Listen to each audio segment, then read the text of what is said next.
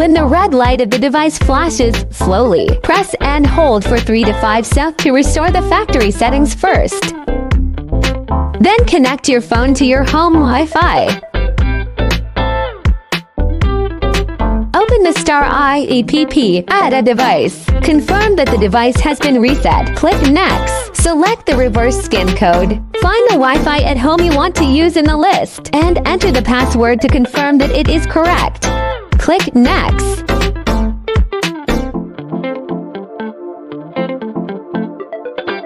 Choose to allow modification of system settings. Choose to continue network configuration. Point the camera at the QR code and keep a distance of 15 centimeters. When the indicator light of the device changes, it means the code scanning is successful.